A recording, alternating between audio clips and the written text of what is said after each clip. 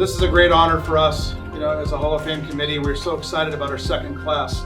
We've been blessed with a couple members of our first Hall of Fame class. With us here tonight, we have Helen Mills.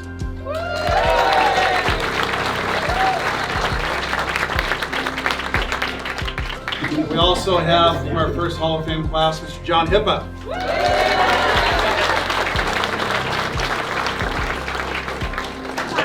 Hip's just excited. He doesn't have to give a speech tonight, so he's excited. But seriously, this is an honor for us and for all the families that are here today, the athletes, the coaches, and this Hall of Fame. We got it started a couple of years ago. Apologize for the year off last year, but this will be something we'll do every single year. There's so many deserving people that can be in this Hall of Fame as the years roll along. So thanks for being here tonight, and no further ado, let's unveil this thing.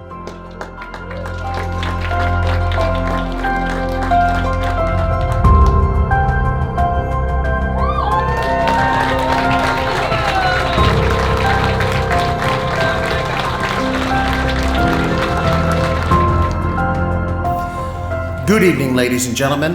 On behalf of the members of the White River Athletic Hall of Fame Committee, welcome back to your high school. It's great to see all your faces again. We can't tell you how glad we are to be able to hold this ceremony this evening, and we thank everyone for coming tonight, especially the members and the families of the induction class of 2021 for their patience and understanding as we were unable to hold this ceremony for them last year. We're excited for tonight and very glad you all joined us as we honor the newest members of the White River Athletic Hall of Fame. Before we begin, however, we'd like to take a moment to thank our Superintendent, Janelle Keating-Hambley, Assistant Superintendent, Dr. Scott Harrison, and the members of the White River School Board for your unwavering commitment to White River athletics. Thank you to the Enumclaw Courier-Herald for your continued support of high school athletics. Thank you to our principal, Cody Mothershed, for his support of this Hall of Fame. We'd like to say welcome to our former principal, Keith Banks, and say thank you for your support for White River Athletics. I'd like to ask everyone to please join me in a round of applause for those who have donated to our Hall of Fame. Our supporters, Haugen Dairy, Nielsen Construction, Ron and Jody Green, and Tony and Linda Anderson, Representative Eric Robertson, and Plateau Garage Doors. We could not exist without your generous support.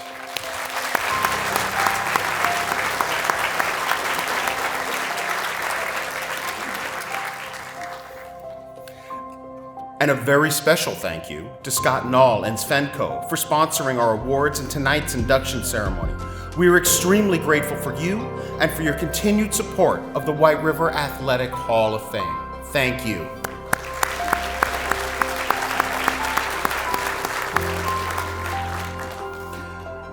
We'd like to recognize the members of the first induction class of the White River Athletic Hall of Fame. Helen Horton, John Hippa, John Garnero, Andy Maris, and the members of the 1973 state champion basketball team who have joined us here tonight. Those of you who are here, would you please stand and be recognized?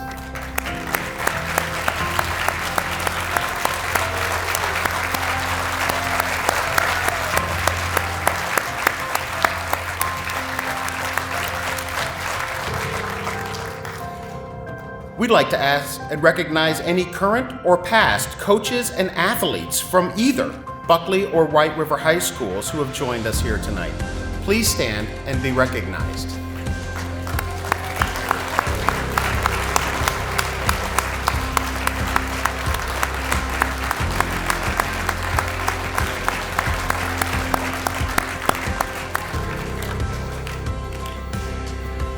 And because we all know it wouldn't be a high school athletic event without cheerleaders, if there were any current or former White River or Buckley High School cheerleaders here tonight, would you please stand and be recognized? We'd like a chance to finally cheer for you.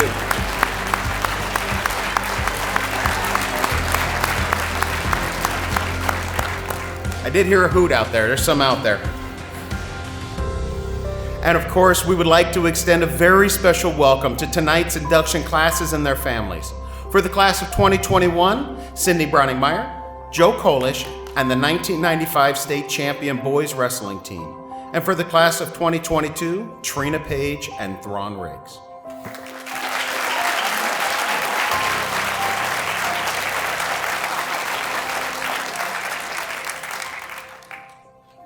Let's begin with the class of 2021.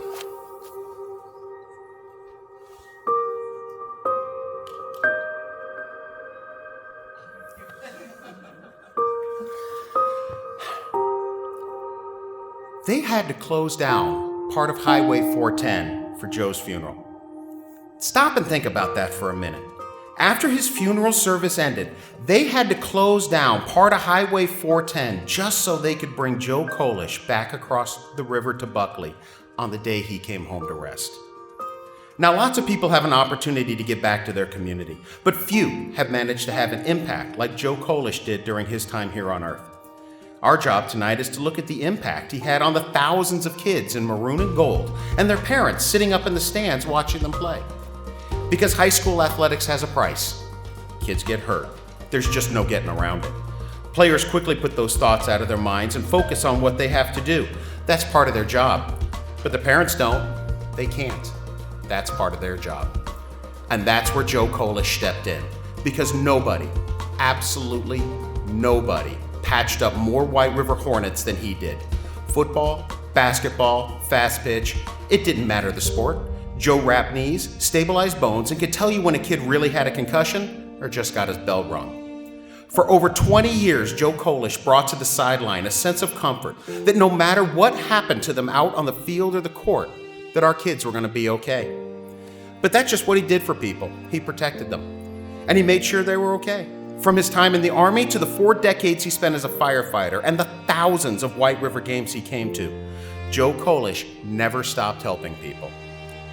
In his younger days as a 3-sport athlete himself, Joe certainly put it all on the line for White River, lining up as an end on the football team, driving the paint as a forward on the basketball team, where he led the team in scoring his senior year, or up on the mound with that wicked slow curve he could get to break over the plate right where he wanted it to. It's just that as he got older, he never really found a reason to stop spending his time with his beloved Hornets. So he never left. And he started volunteering as an athletic trainer in the days before schools had athletic trainers. And he never held his hand out. All he wanted for a time was his chance to help his Hornets.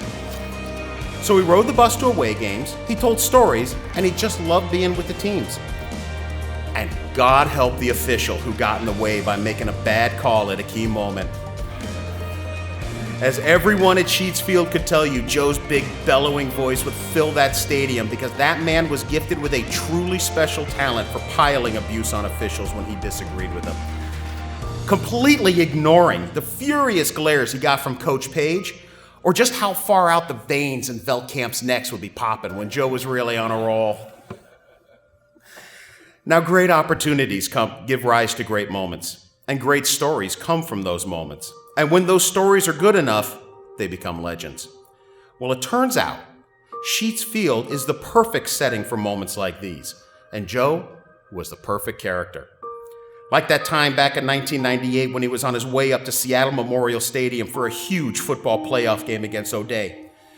Joe drove over to Sheets Field, and without bothering to ask anyone for permission, took a shovel and dug up some of the dirt, put it in a bucket, and drove it up to Seattle just to bring a little Buckley to the city and fire up the team. Or for years, how he found himself as the guy in the middle of the huddle rallying up the football team just before kickoff and sending them out to go knock some heads, as coaches and administrators pretended to focus on something else because they all knew better than to ask what he was saying in there. They didn't want to know, they just knew it worked. Whether it was out on the diamond coaching the girls as their sport made the switch from slow to fast pitch, teaching them to stand in there, get their hands around, or toughen them up when they took a pitch to the ribs, and telling them to get up, shake it off, and take their base. Or the football player who headed for the sidelines after he got the top of his nose split open in a game. Old Joe took one look at it and said, "Are you sure you want me to put tape over that? Because you look tough as hell with all that blood running down your face." Or the stories they still tell, describing the look that comes across a kid's face after he's run to the sideline with a dislocated finger. And Joe, calm as could be, would walk over, grab their hand, look them dead in the eye, and say, "You're going to want to put your mouthpiece in." Hundreds of White River athletes could tell you story after story about Joe calmly walking out onto the court to stop something from bleeding, or walking out on the field and telling a player to get up and run back to the dugout. Because one, Joe wasn't about to carry her, and two, he knew her parents were watching up in the stands. And if she could run back to the dugout, then she was okay. And they all knew that unless something was broken, Joe Kolish was getting them back out there.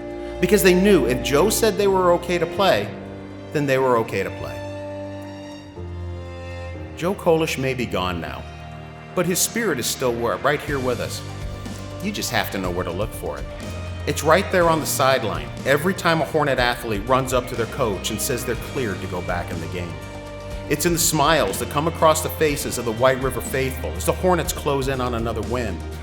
Or you can ask no less a Hornet than Josh Fetter, who swears that if you listen just right at any White River game, you can still hear Joe yelling at the officials from beyond the grave. And if you think about it, what greater legacy could there be? Ladies and gentlemen, please welcome to the stage Joe's wife Sherry, daughter Karen, son Mike, and grandchildren Marcus and Danielle as they accept the introduction to the White River Hall of Fame for our athletic trainer and the greatest Hornet fan of them all, Joe Kolish.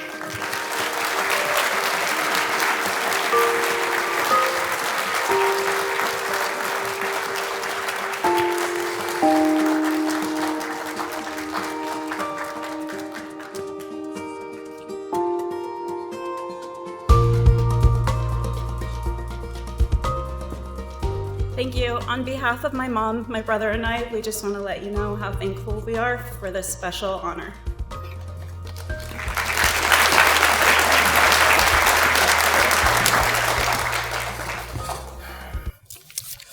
We're Danielle and Marcus, two of Joe's 6 grandchildren. And I'm the mother of his 2 great-grandsons. We're proud to be here tonight representing our family to thank you for honoring Grandpa Joe with this induction into the White River High School Athletic Hall of Fame.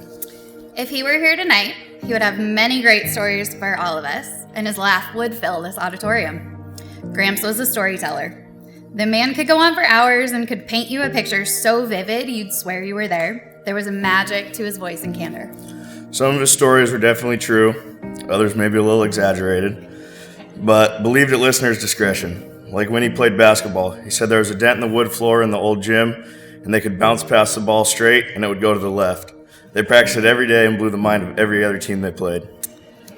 Another local legend goes something along the line of Sheets Field being thoroughly soaked down with hoses before a big game when one of those city boy teams who weren't used to playing on grass and instead were used to playing on turf were coming to Buckley.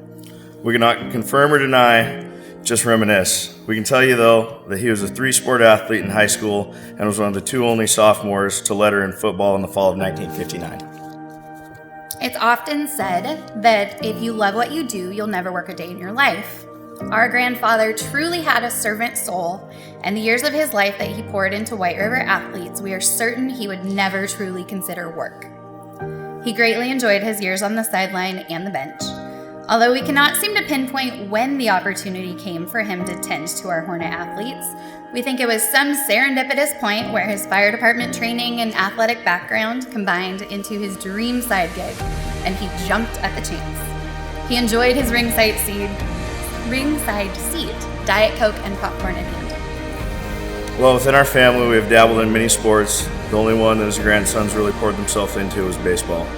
He even built us our own little family baseball field, lovingly named Little Safeco, right there in his yard. Luckily, Grandpa was able to have a front row seat for every other season to spectate his other loves, basketball and football. Grandpa had a soft spot for tough kids, the ones who proved that they were worthy on the field or the court and gained his respect and advice. Not necessarily just concussions and sprains, but he's known for a kick in the butt pep talk on the way out of the locker room as well. We think he would get a kick out of his great-grandsons. As their mother, I know I, for one, would appreciate him still being around with his toolbox-sized first aid kit and that steady voice that calmed many stressed athletes' parents. Grandpa did get to enjoy his spring season with the Hornets too, though. The 90s found him filling the role of coach for girls JV, softball, and fast pitch. His daughter Karen and her teammates throughout the years still easily reminisce on the years spent with Joe in the dugout. He had a knack for coming up with just the right nicknames. Our extensive network of cousins and I all have friends and classmates who remember his jokes and presence, and even times he was a surrogate grandfather of sorts for them. Although he liked to be lighthearted, he could also be serious and let you know when you should be proud of yourself. Generations of athletes, but also coaches, became huge parts of Grandpa's life. He treasured the camaraderie found in the gym and on the field. We as a family would especially like to thank Chris Gibson for his kindness to our family in the years Grandpa Joe enjoyed being his friends. We each hold precious memories of the first home football game played after his passing, and we appreciate Gib for keeping his memories from fading in the athletic community. Thank you to everyone involved with this Hall of Fame for the nomination and recognition of Grandpa and his contribution to generations of Hornet athletics. Receiving this Hall of Fame induction on Joe Kolish's behalf is truly an honor.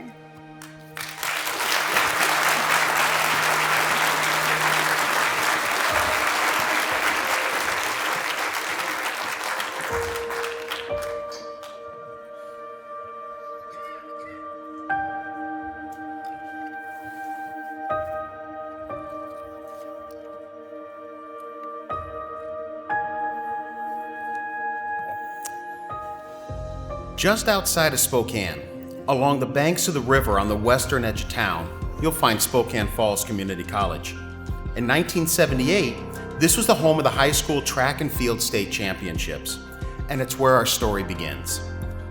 But we've actually got a lot of places to talk about tonight, places a lot farther away than Spokane. But we'll get to that in a minute. Everyone who had gathered at Spokane Falls back in '78 knew that girls javelin would be a great event that year, because the 1977 2A state champion Jennifer Chapman of Bainbridge High School and White River Cindy Browning, the single A state champion, were in the same division. And now that they were competing head to head, these two had some business to sort out between themselves. Late in the competition, after the two defending champions had separated themselves from the pack, Jennifer Chapman stunned the crowd with a throw of 150 feet 3 inches that shattered the state tournament record, and for all intents and purposes, had her second state championship all but locked up. But that's when Cindy Browning picked up her javelin and stepped out on the runway for her final throw, knowing full well that 150 feet was farther than she had ever thrown a javelin before. But moments like these are where competitors find a way. It's where they reach down just a little bit deeper, and where others see hopelessness, they find opportunity in one more chance to compete. As she stood there in maroon and gold, javelin in hand, taking one last deep breath, the state tournament record stood at 150 feet 3 inches. But that was all about to change, because Cindy Browning had just decided this would be a pretty good time to rewrite the state record books before the ink even had a chance to dry. When her javelin finally hit the ground, she had broken the minutes-old state tournament record with a throw of 150 feet 8 inches, claimed her second state championship, and set a school record that still stands to this day. But that only tells part of the story. Like I said earlier, we've got a lot of places to talk about tonight. And since we're all sitting around talking about her, let's take a minute and look at what Cindy Browning really did in 1978. Track and field is an amazing sport because so much of it has remained largely unchanged since its founding in the days of ancient Greece. I mean, let's be honest, 100 yards is just as long today as it was back then. And that's really good news for us tonight because it means that records and accomplishments can be compared from events at different times and in different places, because that's where Cindy's accomplishments can really be measured. Because it turns out, track people are an awful lot like baseball people. They love keeping the results from past tournaments and events so they can measure the accomplishments of athletes throughout the years, which means that you can compare them to see who was faster, who could jump higher, or who could throw a javelin farther, even if they may have lived in different states or competed decades apart. Now, to be completely honest, only around 20 states actually allow the javelin in high school competition. I mean, after all, we're talking about throwing a spear in a field where people have gathered around to watch. But that also means we're dealing with a limited number of states. So we thought about it for a little bit and decided that since we had a manageable amount to work with, we should probably just do a little bit of research and actually take a look at the javelin results from state championships around the nation in 1978. Guess what? We found that comparing those results to Cindy Browning wasn't really as difficult as you think it might be. So we did it. Naturally, we started with Washington. Her throw of 150 feet 8 inches was farther than either the 1A or the 3A throws that year, and she set the state record for the longest throw in WIAA state tournament history. So we moved on, and we looked at all the states west of the Rocky Mountains that competed in javelin that year, and we found that Cindy Browning would have won a state championship in all classifications west of the Rocky Mountains in 1978. We know that because we actually found the distances of every state championship javelin throw from every state tournament that year. So we can tell you that no girl west of the Rocky Mountains threw a javelin farther than 150 feet 8 inches in state competition that year. If you take it out farther, she had the second longest throw in any state competition from the Pacific Ocean to the Great Plains. If you go all the way out to the Mississippi, Cindy had the fifth longest throw in every classification during state tournament competition west of the Mississippi River in 1978. Although some of the records on the East Coast aren't complete, she would have won state championships in Pennsylvania, New Jersey, and all 6 New England states. And there's more. She would have won state championships and set state records for all classifications in Pennsylvania, Connecticut, New Hampshire, Massachusetts, Kansas, Missouri, Oregon, and Montana. And if you look at just small and medium-sized schools, you can add Maine, North Dakota, Utah, and Louisiana to that list. And that's not too bad for a girl from Buckley. Today, this proud mother of 3 daughters and grandmother to 4 raises cattle, chicken, and breeds and trains AKC Labrador Retrievers at Rockingham Boarding Kennels for hunting, search and rescue, fire detection, and family pets with her husband Bryant. And it's out there, in the wide open fields of Eatonville, that her unique ability to throw things farther than the average person has been appreciated on a whole other level by her dogs since 1980. Ladies and gentlemen, please welcome to the White River Athletic Hall of Fame, 4-time state placer, 2-time state champion, WIAA state tournament record holder, and the first female state champion in White River history, Cindy Browning Meyer.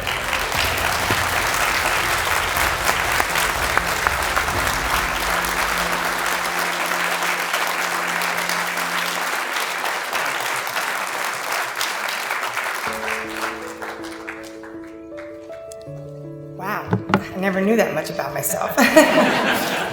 Anyway, we'd like to thank the Hall of Fame committee for electing me and selecting me for this tonight. This is a great honor. And I also would love to thank White River High School for all the great memories and all the coaches and the staff and all the other people that I've had in my life that have mentored me. Sports have made me be an honest, a very person who has a lot of leadership in life, and sports should always be in children's life, always. And I really appreciate for this honor, and I know I'm gonna cry, so I can't talk no more, but thank you so very much for everything.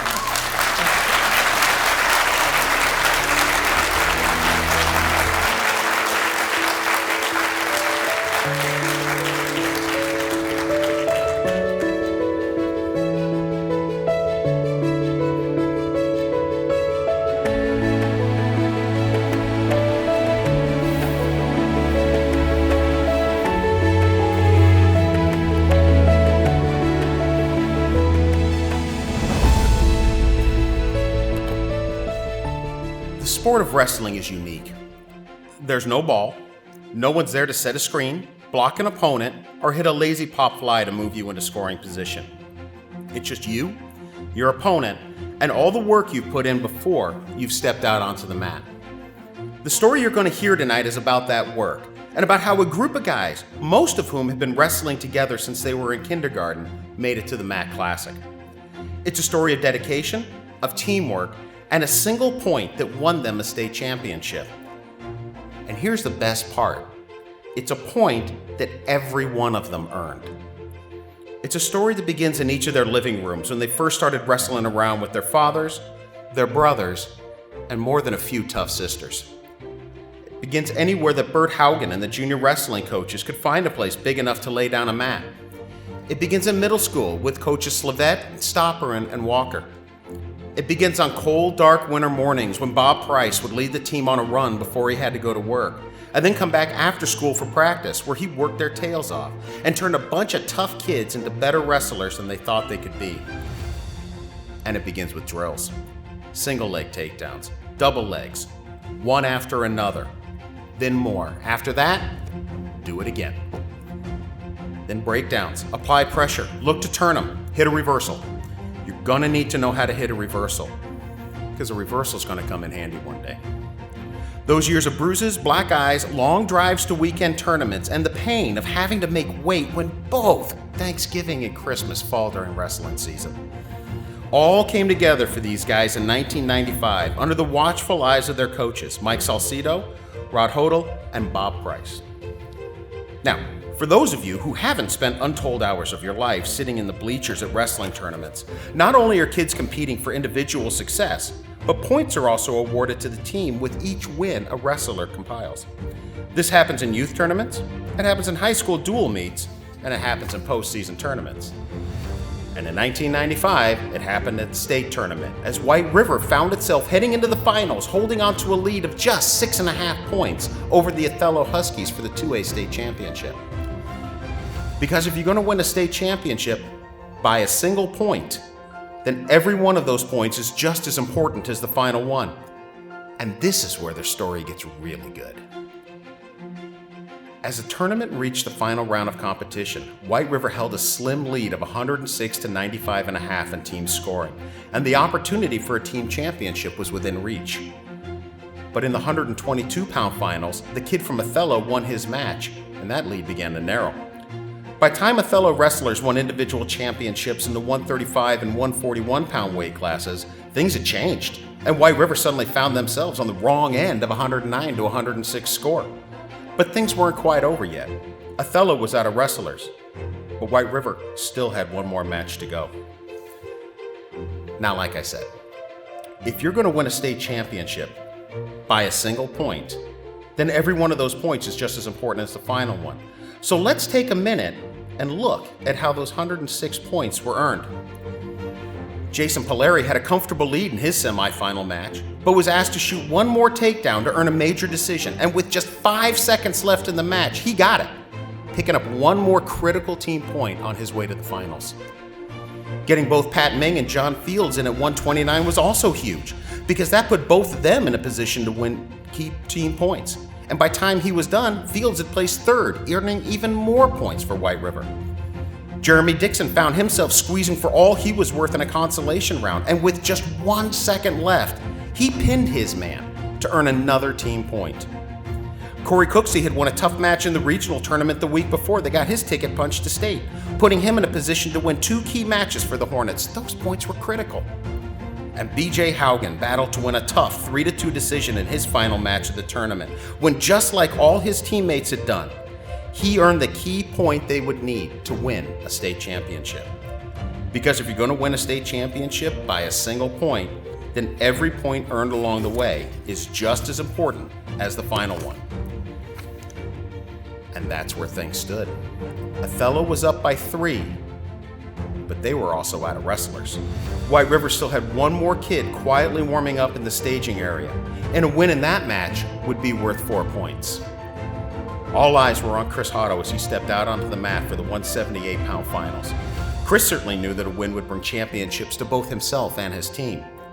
And then Ed Aliverdi, the voice of the MAC Classic, made sure that everyone inside the dome knew what was happening down on the 2A mat, as Chris, much to the delight of the Othello fans, fell behind early to his opponent from O'Day. By the end of the second round, he was still down 3-2, and Othello could feel themselves closing in on the prize. But then late, in the final round, wrestling for the bottom position, Chris suddenly felt his opponent's weight shift above him just enough. And in that instant, he freed his arm, turned on his hip, arched for all he was worth, and reached back for a leg to earn 2 points on a reversal and take the lead late in the third round. The Othello fans could only watch helplessly as Chris's opponent frantically tried to regain the lead in the closing seconds. But as the clock ticked down towards 0, it was the sounds of Buckley roaring with delight that filled the Tacoma Dome. Because on that day, at that moment, in the final seconds of the last match he would ever wrestle, all those drills that Haugen and Slavette and Salcido and Price had run these guys through kicked in the moment that Chris felt his opponent's weight shift. Because this was the day that the reversal came in handy to earn the 110th and final point that they had all worked so hard to get, as the final piece they needed to earn a state championship fell into place for the White River Hornets. Now we're going to bring the state participants up on stage in just a moment. But before we do, this team, like every team, was made up of much more than just the guys who made it to the MAC Classic. We would like to recognize everyone that was part of the 1995 wrestling team. This includes JV, varsity, managers, cheerleaders, everyone.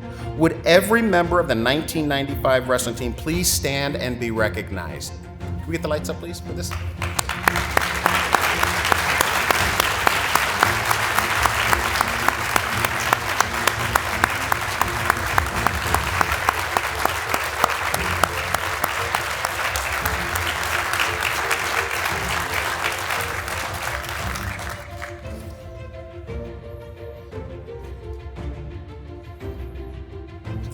Ladies and gentlemen, please welcome to the White River Athletic Hall of Fame, the 1995 2A State Champion Wrestling Team.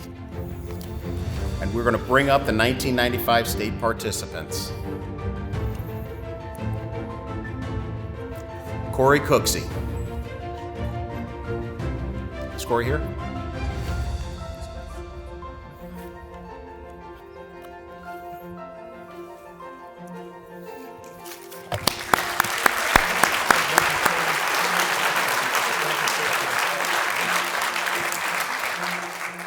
Jeremy Dixon.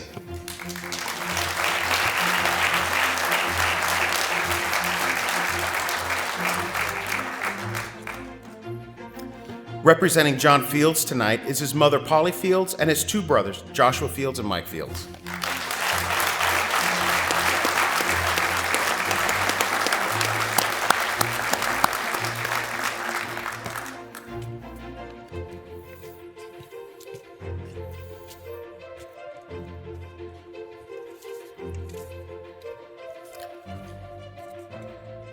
Representing Chris Hotto is his brother, Andy Hotto.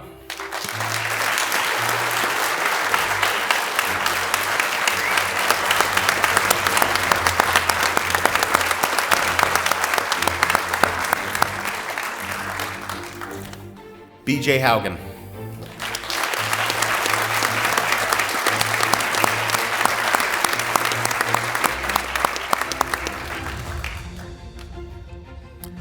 Unable to attend tonight is Pat Ming.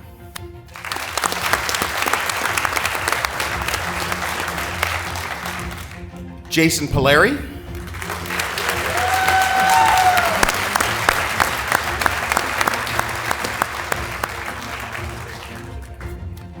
Unable to attend tonight is Joe Thatcher.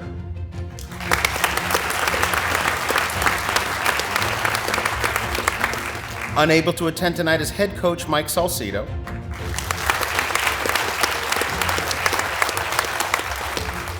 And we have assistant coach Rod Hodel.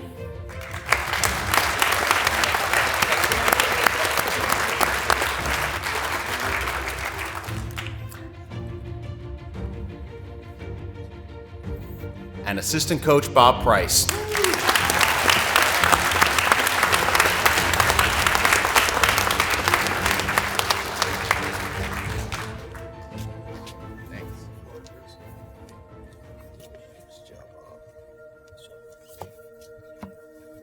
This is a great honor, and I'm so proud to be part of this team. This should be Salcido up here when he hired me right out of high school to be the assistant coach. Speaking to the team was his job and teaching was mine. I just want to give a big thanks to all the family that's here. and I think they all know who they are. This win was a family affair, a group effort, and there was a lot of time and effort put in by the parents, and we had a ton of support that got us to where we were. So thank you very much.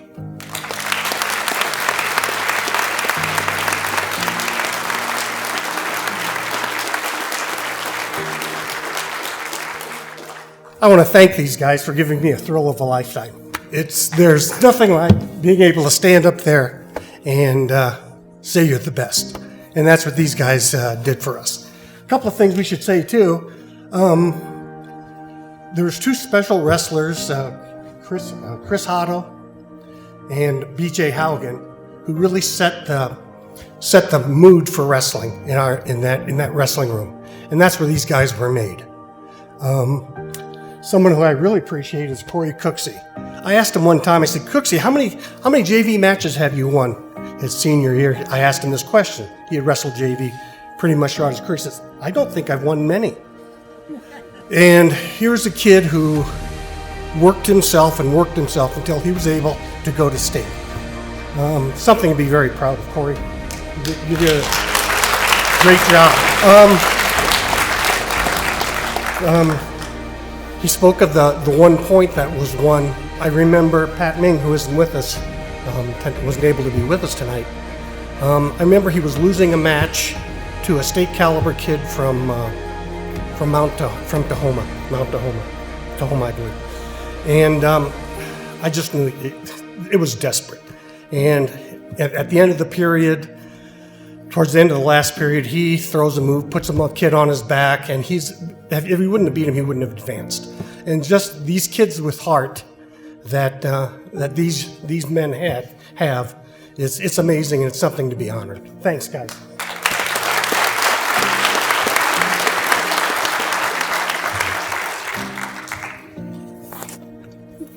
I don't know if that goes down. Can you hear me? I'm a little shorter. I wanted to stand up tonight and honor my son, Titus John Fields. Most of you don't know him as Titus, but when he turned 21, he wanted to take on his given name of Titus.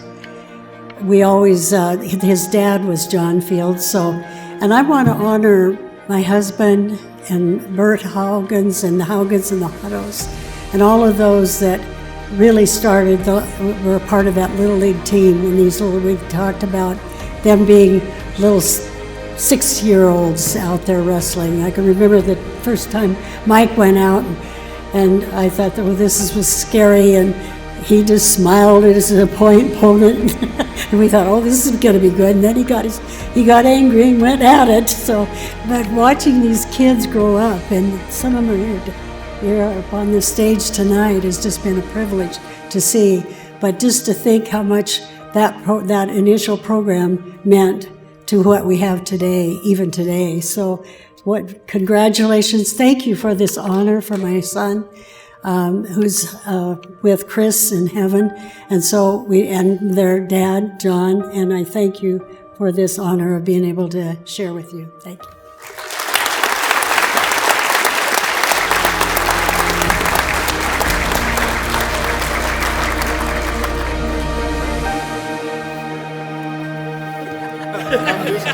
Thank you.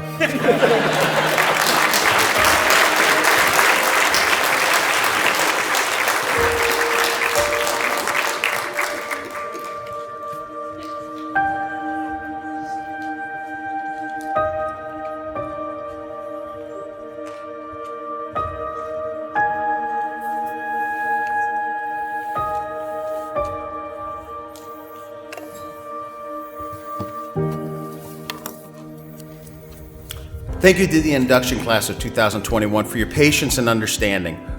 We appreciate you being willing to give us this time to honor you. And now for the induction class of 2022.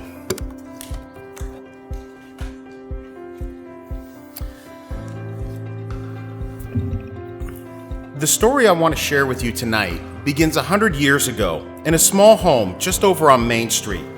It's a story that's going to take us to great stadiums, war-torn islands in the Pacific, the most prestigious universities in America, the Gulf of Mexico, and the desert of the American West. Then it'll return, 94 years later, right back to this small town, just a few blocks from that home over on Main Street where it all began. Born in 1921, Thron Riggs was a multi-sport athlete in high school, a 3-year starter for the University of Washington football team, captain in the Marine Corps, successful businessman, player in the National Football League, mayor, husband, father, grandfather, great-grandfather, and the holder of a really unique record when it was discovered in the early 2000s that he was the oldest living former member of the NFL. But before all that, he was a Buckley Mountaineer. As a standout member of the football team, Thron Riggs was elected team captain, selected as an all-conference football player, and was named the Mountaineers' most inspirational player as a senior. As a basketball player, he helped lead Buckley High School to its first league title in 8 years, and was again selected for postseason honors. He threw the discus and shot put, was a member of the swimming team, played in both the school band and orchestra, was voted student body president, and named valedictorian for the Buckley High School class of 1939. After graduating high school, Riggs headed up to Seattle, where he enrolled at the University of Washington to study mechanical engineering and play football.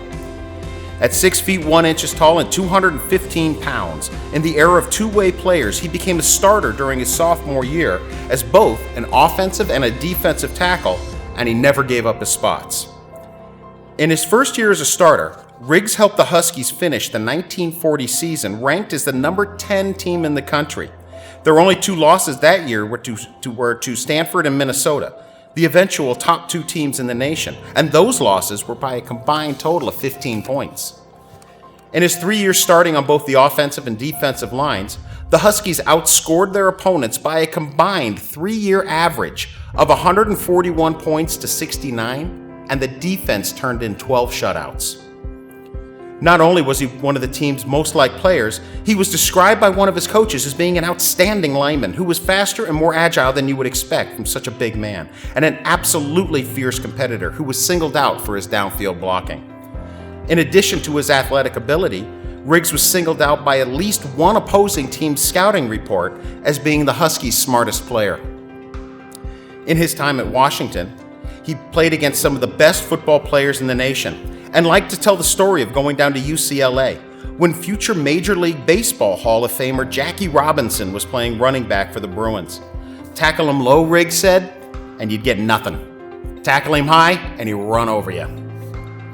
He was recognized for his play on the field, for his work in the classroom, and by his teammates when he was selected for a distinct honor.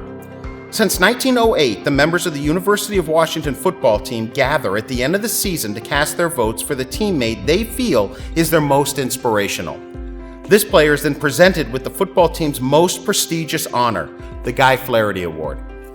In 1942, at the end of his senior season, Thron Riggs was named as the recipient of the Guy Flaherty Award by the University of Washington football team. But the life of a college student can't last forever, and 1943 was an especially difficult time. So after graduating with honors from the School of Engineering, Thron Riggs, along with countless other young men of his generation, stepped up to do his part during World War II by enlisting in the United States Marine Corps and shipping out for combat duty in the Pacific. He returned stateside and was at Harvard taking classes for the Marines when word reached him that the NFL's Boston Yanks were looking for players for the upcoming season. Riggs headed straight down and asked for a tryout.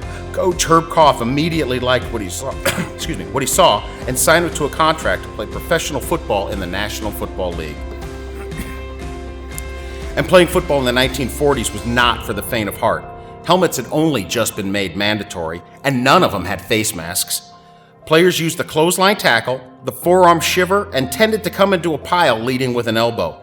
If you were hurt and didn't need to be carried off the field on a stretcher, you were expected to rub some dirt on it and get back out there, all for the chance to make a few $1,000s playing in the NFL. Now, the Yanks aren't around anymore, but while they existed, they played against the New York Giants, the Philadelphia Eagles, and the Chicago Bears. Their home games were at Fenway Park, with one end zone on the third baseline and the other out in right field with the Green Monster looming over the sideline. While he was in the NFL, Riggs played against Hall of Famers like Mel Hein, Sammy Baugh, and Sid Luckman. After his only year in the NFL, Riggs enrolled at MIT and earned his master's degree, and eventually, with his wife Roberta, made his way out to California and then Mississippi to raise a family and manage oil refineries, eventually becoming the head of Standard Oil on the West Coast. But good times can't always last, and in 1961, Wilberta passed away. 4 years later, Thron Riggs married for a second time, and together with his new wife, Iva Lee, grew both their family and a career that would take them throughout the Gulf Coast and Caribbean, before eventually retiring to the desert of Arizona, where he got involved in the community, was elected mayor, and played a key role in growing Sedona, Arizona from a sleepy desert town into a vacation destination and sought-out retirement community.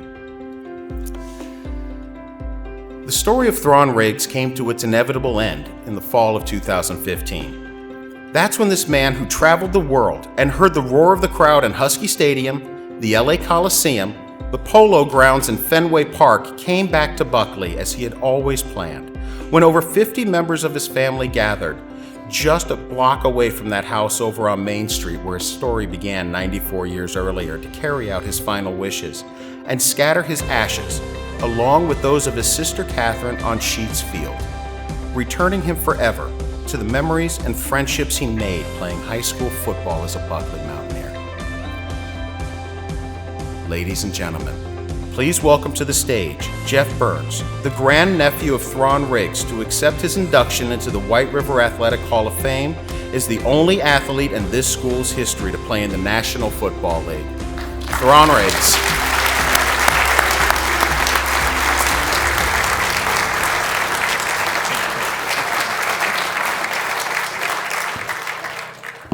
I want to take a quick moment to recognize the committee and John Dorsey.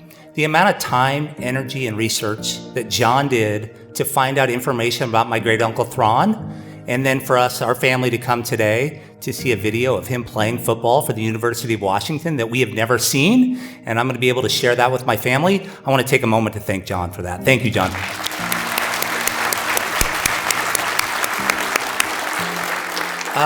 Thank you once again for recognizing my great uncle Thron. He was a tremendous man, and this is a tremendous honor for my family. He accomplished a great deal in life, and to think a kid who grew up in Main Street in Buckley became the valedictorian and the president of Buckley High School, to the University of Washington, to a veteran of World War II, to Harvard, to MIT where he went to school, to the NFL, to then become an executive with Standard Oil. And once he decided to retire, he became the mayor of Sedona, Arizona.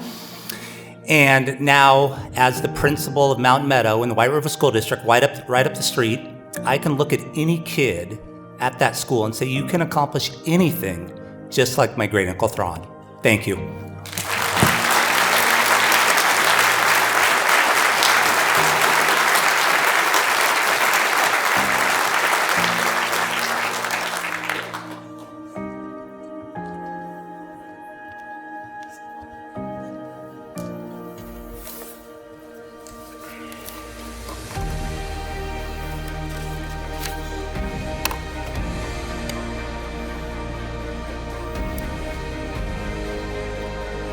1972 was a big year because that was the year that everything changed. In 1972, Title IX was signed into law. Simply put, Title IX says that no person can be denied their right to participate in any educational program based on their sex. The law affected the country in a variety of ways, but one of the most impactful was in the realm of athletics, because now girls had an equal opportunity to compete in sports. And this was long overdue. According to the Women's Sports Foundation, prior to Title IX, only 1 in 27 girls played sports. Today, that number's 2 out of 5. And studies have long shown the mental, physical, and social advantages that come from participating in athletics. So it was long past time to even this playing field. Here in Buckley, the White River School District moved quickly to double the size of its athletic department. Money was found, equipment was purchased, and new maroon and gold uniforms were ordered in girl sizes so we would be ready to comply with the law. There were certainly girls ready to play. What was needed was someone to step up and coach them. For this, White River turned to a first-year teacher and asked if she would be willing to do no less than take on the challenge of starting girls' athletics from the ground up in volleyball, basketball, and track. For the next 20 years, Coach Trina Page filled this role, becoming a driving force for equity in sports by advocating and promoting opportunities for girls in the White River School District and community. In hindsight, she's perfect for the job. As a lifelong athlete, Trina had always looked for chances to compete, but growing up before Title IX like she did, her opportunities had been limited. While the boys certainly had a wide range of sports available to them, girls were limited to intramurals that provided for just one day of live competition with other schools. Although she was appreciative of the chance to play and compete, this just didn't cut it. So Trina organized friends to meet at local fields or basketball courts and played whatever games she could wherever she could find a space. After high school, Trina attended Western Washington University to study education. In the fall, she played field hockey. During the winter, she was a forward on the basketball team that made it to the national tournament, and finally spent her spring winning a conference championship in doubles tennis. After graduating college, she found her way to competitive softball, where she competed on local powerhouse teams, playing left field and third base, putting together a lifetime batting average of .590 that earned her multiple all-star selections to national tournaments and enshrinement in the Tacoma-Pierce County Baseball and Softball Hall of Fame in 2007. But ironically enough, that .590 batting average and conference championship isn't why we're all sitting here talking about her tonight. We're talking about her because of all the work she did starting the athletics programs for half the students in the school as head coach for both volleyball and basketball. And when track and field was opened up to girls, she was there to coach that as well. Then, as soon as the opportunity to start a girls' softball program presented itself, she started that too. We're talking about her because her passion for life and her heart for others came through in her coaching style, as she motivated players to give their best, have fun, and enjoy the small moments that make up the big memories that athletes keep forever. Memories like the moments in the locker room just before taking the court for a big game, or the bus rides home afterwards, or just the pride that comes from wearing the maroon and gold and playing a game you really enjoy with your friends. We're talking about her because if you ever competed for this school in any of these four sports, or if you have a daughter, a sister, or a friend who ever played for the Hornets, then you need to know that each one of these sports began with Coach Page. And it wasn't easy. America of the 1970s was a very different place than it is now. And there were times where she had to fight for her athletes and programs when she felt they weren't being treated fairly. When the girls were automatically scheduled for the late practice every day, because the boys' team always had the gym right after school. Or the nights her games were moved to the auxiliary gym, because the boys' games were always played in the main gym. Or the lower pay that she and her assistant coach received because they coached a girls' sport. Trina fought for what was right and showed her athletes how to stand up for themselves by never settling for less than they deserved. In return, she got the support of the school and the people of this town. And White River got an impassioned coach who grew her programs into dominant teams that won league titles, found postseason success, and made appearances in state tournaments. But banners that hang on a wall and trophies that sit in the gym foyer are benefits that a school receives. The benefits her players received were the 20 years of lessons she taught them and how she helped shape those girls into young women, armed with the self-confidence that comes from competing and rising above challenges as a valued member of a team, and the relationships they built together that will last a lifetime. These relationships can be seen on the faces of all her former players who joined us here tonight. They came because it was important to them to be here, to watch their coach get inducted, and they're here tonight with her because she was always there for them. And do you want to know how good she was? Remember, before Title IX, there were no middle or high school sports for girls. So that means there weren't really sports for girls younger than that either, because only 1 in 27 girls was involved in athletics before then. So back in 1974, the girls who walked into the gym to play on that first team had heart, and they were ready to put in the work, but very few of them had ever played a sport before. That means their first day in the gym with Coach Page was the very first day of practice for a lot of them. In 3 short years, she took some of those same girls and put them in the state finals in volleyball. Coach Page put players on the court to compete for a state championship in 1976 who had started high school before competitive girls' sports even existed. That's how you know you got a great coach. Today, the young women of Wright River High School are a force to be reckoned with as they routinely dominate their competition in league, postseason, and state tournament play, taking their place in what is now a very long line of successful female athletes. A line that, as far as White River High School is concerned, all started with Coach Page. Ladies and gentlemen, please welcome to the White River Athletic Hall of Fame the woman who literally started it all, Coach Trina Page.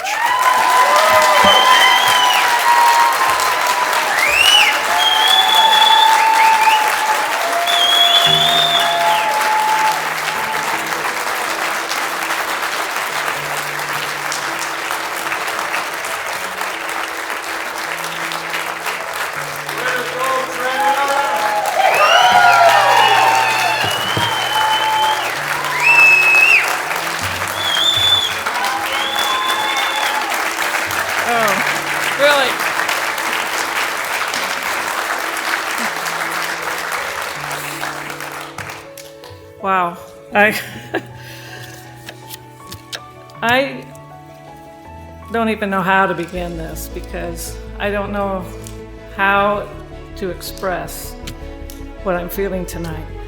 But I would like to thank the White River Athletic Hall of Fame and all those who have contributed to this very special event. What a special night. I'm just truly overwhelmed, and it's a humbling honor, and to be recognized for my contribution is really beyond words for me. As you have heard tonight, there are so many wonderful and outstanding stories that represent White River's historical athletic past, and to become a chapter in that is quite amazing. This recognition is a collaboration of so many people that have supported me.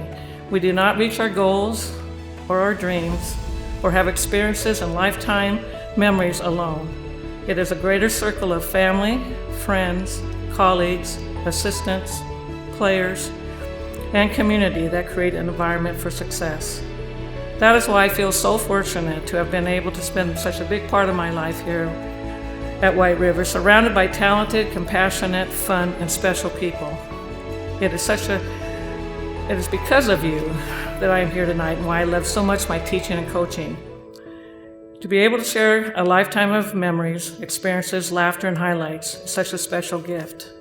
To make a difference in someone's life, or an opportunity to enlighten or guide a young person, is really the most special gift of all.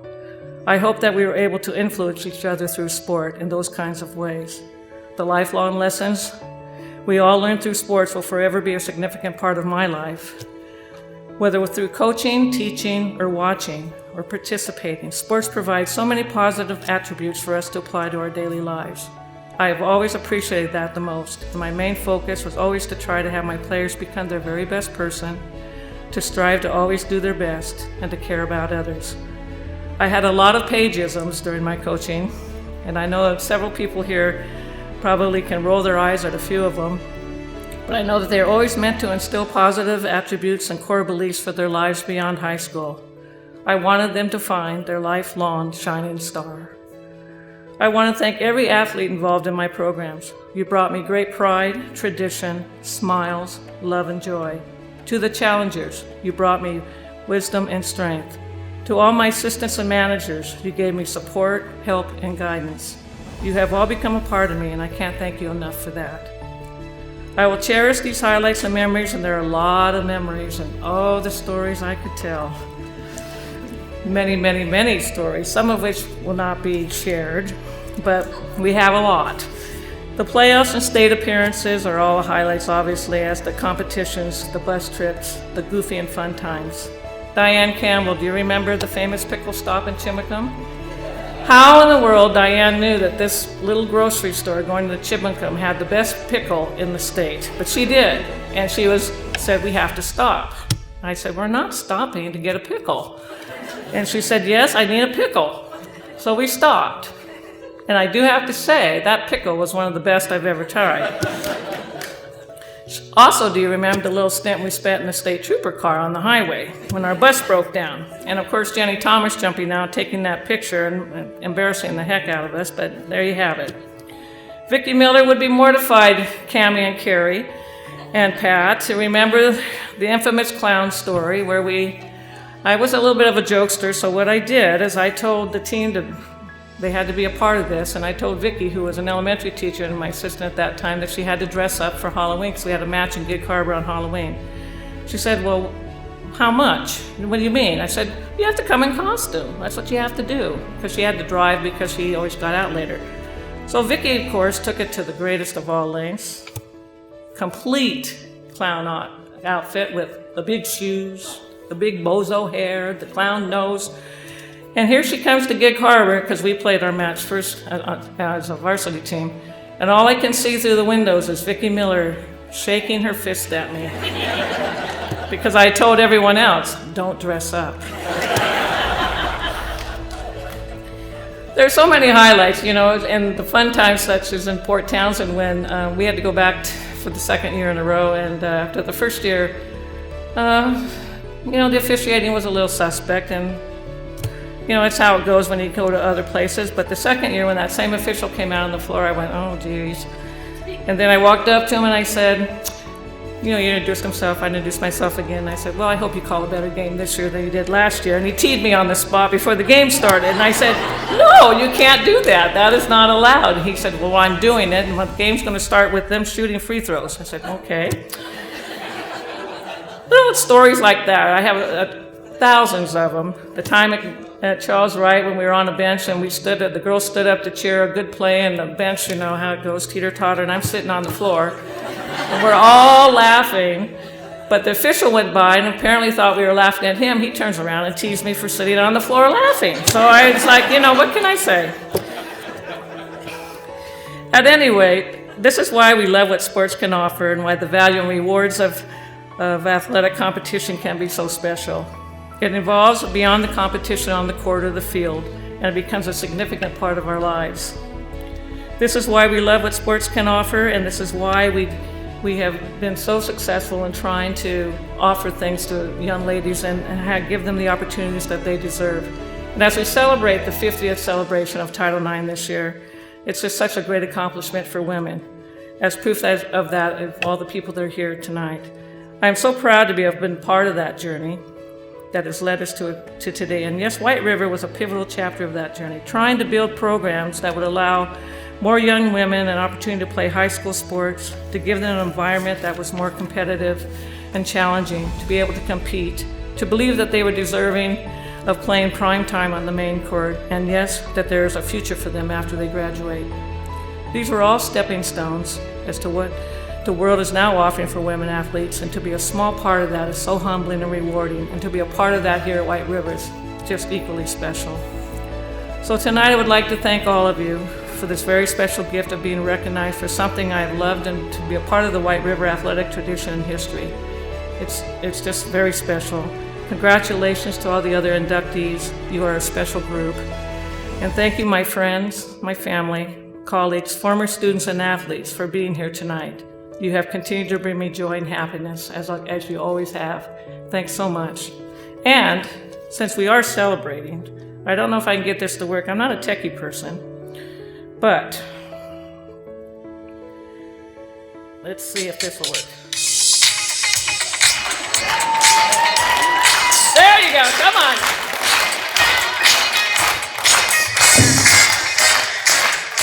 There you go.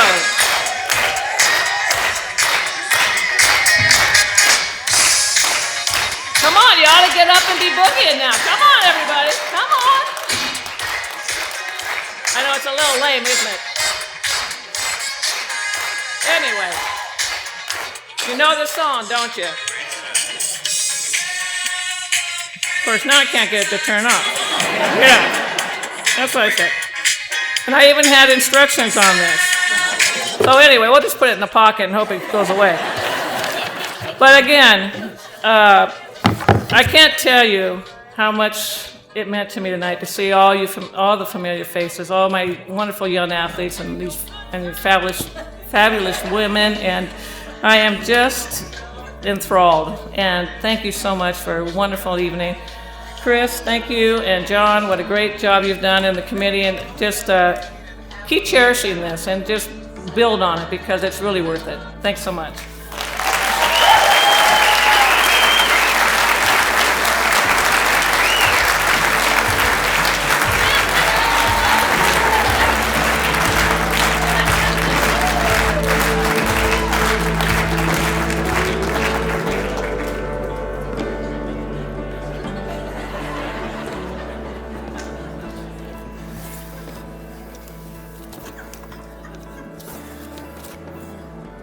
I don't know what to say.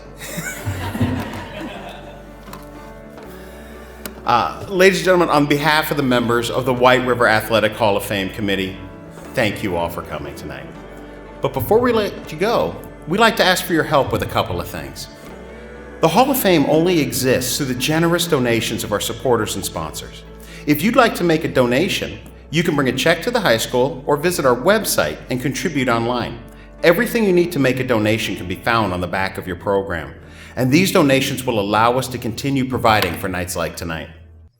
Second, it's really difficult gathering the artifacts that we use to decorate tonight, such as the yellow 1976 basketball warm-up jacket you saw earlier, or Joe's old gray medical kit that we just happened to find sitting on a shelf waiting to be picked up, cleaned, and displayed, or the game programs we found from the 1940s that helped bring Thrawn rigs back tonight. So to cut to the chase, I am shamelessly asking you for your stuff. We are always on the search for additional memorabilia from our school's athletic past. If you've got an old jersey sitting in a closet, a couple of game programs you've held onto, or mementos from your high school playing days that you put in a box decades ago that your wife wants out of the house, we would love to add them to the artifacts we're trying to gather. It's part of our work to bring our athletic past back for everyone and move items like these out of boxes on garage shelves and display them so they could be shared with Mountaineer and Hornet fans on nights like tonight. The last and most important thing is this: any Hall of Fame is only as good as the people who are in it, and we're always looking for nominations.